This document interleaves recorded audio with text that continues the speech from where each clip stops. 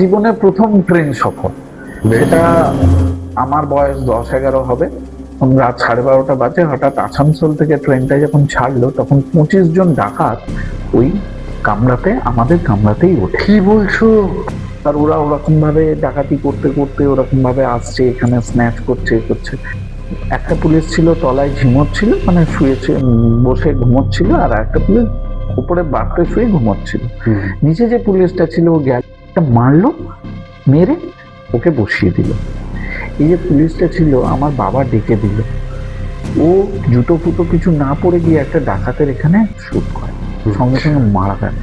ওরা মানে এটা চোখের সামনে তখন দেখছো একটা বাচ্চা ছেলে রক্ত বেরোচ্ছে, মানে ছিটকে উঠছে রক্ত। এবার তারপরে